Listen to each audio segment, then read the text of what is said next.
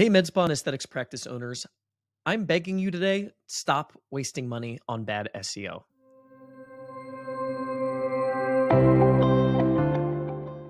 So I've been an SEO consultant for over 12 years, helping other agencies and small businesses and med spas throughout the country with search engine optimization. And the reality is, most of the time you're paying an SEO contractor, there are going to be a few things that they're doing, and these are the main things that they're charging you for. And these things are very ineffective and can even be detrimental to your chances of ranking more prominently in the search engine results. So most people paying for SEO, first of all, are not even going to know what they're paying for. If I were to ask you, what does your SEO company do for you every month? You might have no idea, or you might mention the B word, a blog. Let me explain why a blog is the number one thing that your SEO provider is doing that's wasting your marketing investment every single month.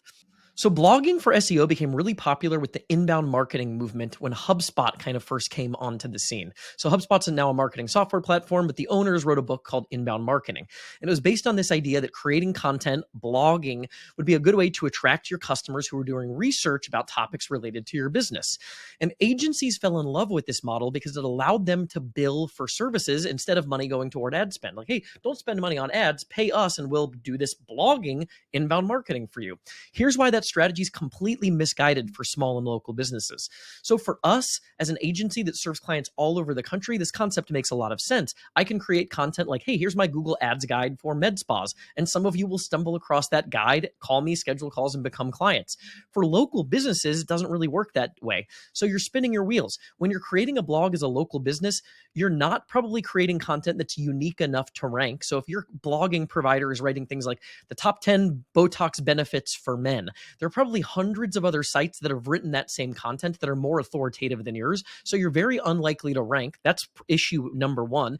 Number two is these pieces of content aren't usually high quality enough. They're not standout enough to help you earn links. So it's not like other sites and resources are going to pick up your blog, mention it, and reference it as like the holy grail on the topic that you wrote about. So you're not earning links. You're unlikely to rank. And then even if you do get lucky enough that some of those posts rank, one of my favorite examples, we have a client that's an audiology practice that we still work with from years back. And when her SEO company was sending her reports, they were showing this increase in traffic, and it was based on some of these blogs. They had one blog in particular that was, how do piercings affect your hearing? And it was leading to an increase in traffic every month. It was like their number one or number two most visited page. But here's the problem with that. That was one of the only ones that actually was successful enough and lucky enough to rank. And then when you look at the traffic, A, it didn't earn any links to help build the site's authority. And B, the people that were visiting that site weren't potential customers. The question that they were searching for, how do piercings affect your hearing, doesn't even lead to a potential purchase of hearing aids. It's really not even related. And then problem C, none of those people were local. When we audited the analytics data, I believe quite literally it was 0 people were even in the local market. So if you're blogging in this fashion, you're not earning links, you're probably not ranking, and if you are, you're not attracting eyeballs and visibility from people that have the opportunity to do business with you. And the interesting thing here is that these agencies aren't doing this with malicious intent.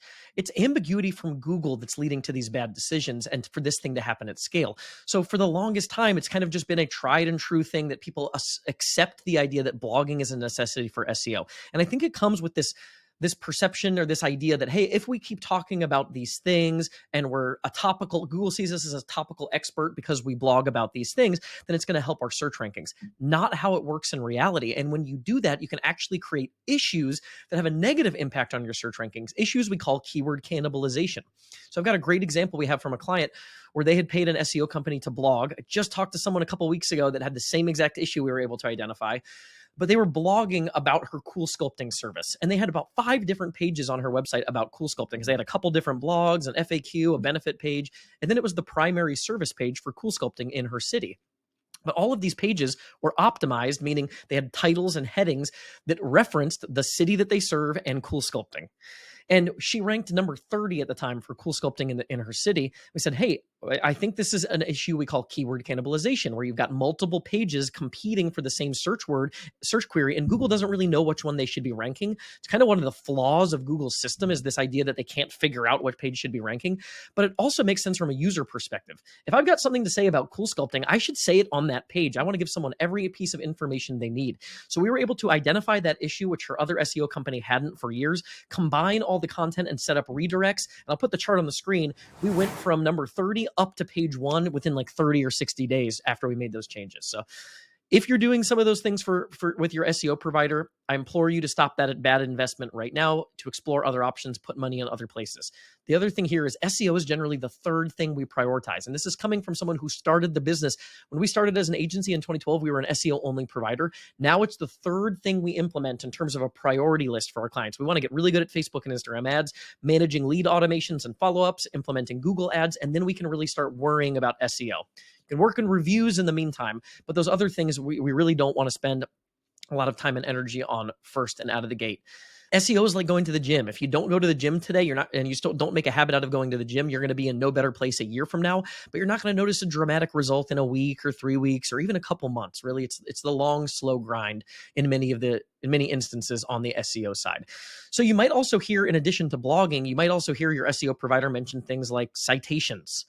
Citations are the idea that you're just listing your business information on some directory sites. So it's got your name, your address, your phone number, any place where other people in your industry might expect to see your listing. It's making sure that you're listed in those places. This is not a primary ranking factor. So good high quality inbound links can be a ranking factor, but these like really easy to manipulate and submit citations are not the things that are going to move the ball in terms of rankings. So if your SEO company is doing blogging, citations, or they're talking just about technical things like page speed and schema markup, those are a lot of one and done tasks. So again, back to blogging, SEO agencies love that because it's the piece of activity they can show month after month after month.